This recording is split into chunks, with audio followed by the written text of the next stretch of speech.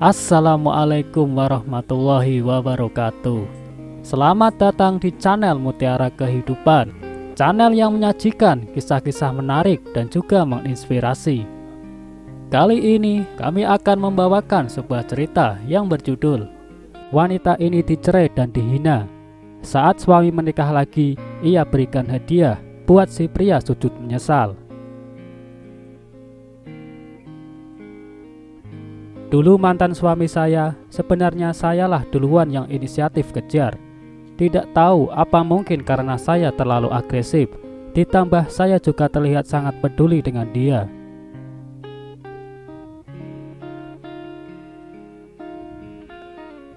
Setelah kami menikah, jadinya dia tidak terlalu peduli dengan diri saya, bahkan jarang memperhatikan saya. Mungkin di dalam hubungan cinta yang terlalu dipaksakan dari awal, maka kemungkinannya di akhir akan terluka juga.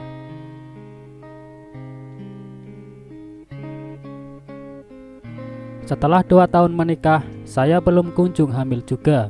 Ia merasa bahwa saya telah dari awal sudah begini.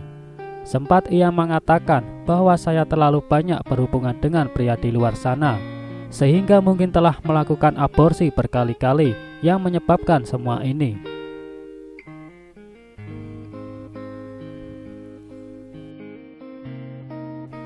Meskipun saya tahu dia sangat menyukai anak-anak, tetapi saya tidak tahan dengan pandangan jeleknya kepada saya. Saya sangat marah. Pada akhirnya kami makin sering bertengkar satu sama lain.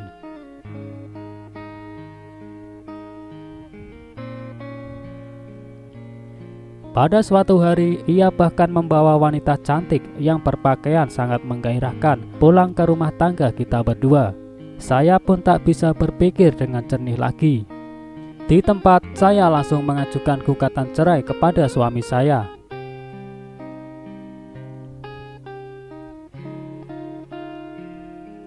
Tak disangka, usia perceraian kita baru setahun. Saya mendapatkan undangan pernikahannya yang meminta saya datang untuk memberikan restu kebahagiaan kepadanya dan pasangan barunya.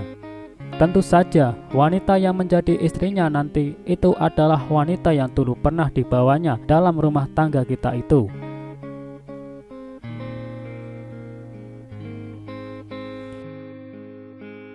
Saya sangat marah. Dulu saat bercerai, ia tidak pernah melakukan kontak dengan saya lagi. Tetapi sekarang sengaja mengirimkan surat undangan kepada saya. Apa sebenarnya maksud dari semua ini? Apakah ia hanya ingin mempermalukan saya di depan halayak orang banyak?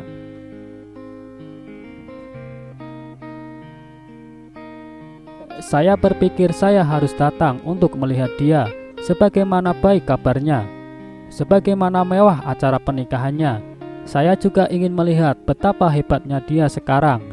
Saya memutuskan di hari pernikahannya, saya akan datang dengan mengendarai mobil mewah dan berdandan lengkap.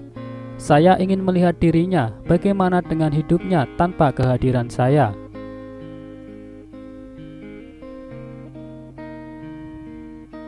Saya juga telah menyiapkan hadiah spesial buat dia. Hadiah ini saya sangat yakin dia akan amat menyukainya, dan juga pada saat yang sama membuat dia kecewa. Di hari pernikahannya, saya akan mengundang make up artis khusus untuk menata rias saya dengan hati-hati. Lalu gaun yang saya kenakan nanti akan lebih meriah dibandingkan dengan milik gaun pengantin wanita.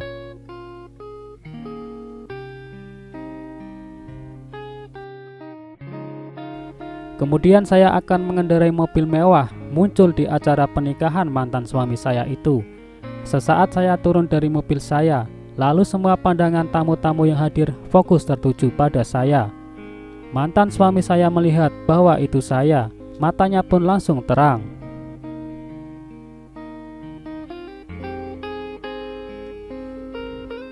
Aku melihat mantan suaminya, matanya cerah kembali. Hati terdalam saya seketika sejak senang. Saya mengatakan kepada mantan suami saya bahwa saya sekarang sedang sibuk. Saya harus secepatnya datang menghadiri sebuah konferensi internasional. Lalu saya memberikan hadiah uang dan satu lagi sebuah hadiah khusus untuk dia. Di depan banyak tamu, dia membuka hadiah yang saya berikan itu. Di dalamnya berupa sebuah album. Isi album itu adalah foto-foto seorang bayi laki-laki kecil. Sepintas melihat wajah dari anak kecil itu, benar, anak kecil itu benar-benar mirip dengan dia sendiri.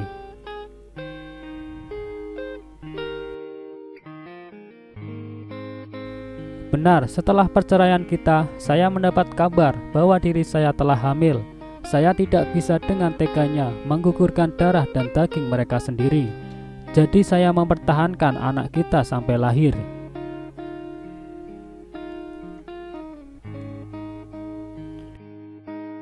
Saya sebenarnya berniat untuk menyembunyikannya dari dia selamanya. Tapi saya tidak habis berpikir, ia akan mengirim undangan pernikahanmu dengan wanita lain untuk mempermalukan saya. Saat ia sedang melihat gambar demi gambar dalam album itu, wajahnya secara bertahap berubah. Matanya memancarkan sedikit cahaya.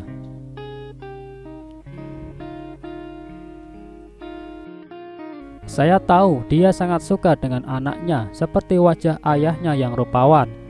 Tentu ia tidak bisa mentolerir anaknya sendiri memanggil pria lain sebagai ayahnya. Tujuan kedatangan saya telah tercapai, lalu menoleh untuk berjalan keluar, berencana untuk meninggalkan acara itu.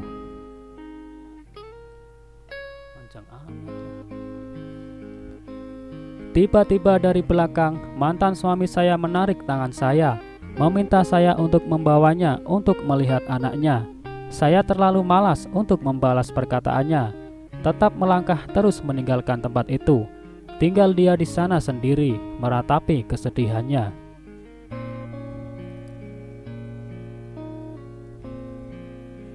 Pada sore hari, saya menerima pesan yang berisi bahwa ia ingin menikah kembali dengan saya. Saya hanya bisa tertawa dingin. Lalu saya bertemu dengannya selama 3 hari berturut-turut. Saya rasa bahwa istrinya sekarang juga tahu bahwa kami beberapa waktu ini sering bertemu.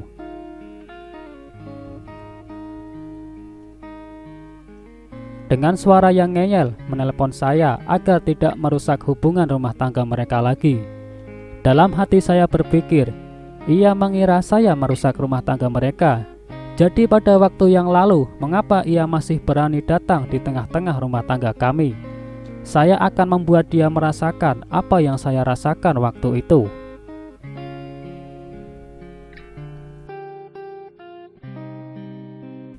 Saya menepati keinginan mantan suami saya untuk menikah kembali lagi.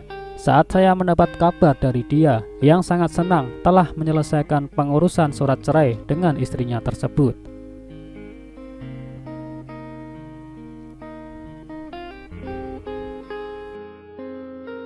Saya langsung memblacklist satu-satunya nomor handphone yang dapat ia hubungi.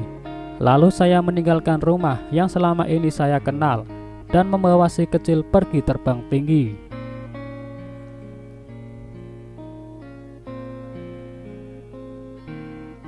Saya akan membuatnya tidak dapat mencari keberadaan kami dan juga membuat dia tidak bisa berjumpa dengan anaknya lagi, sebagai penderitaan seumur hidupnya yang akan ia ingat selamanya.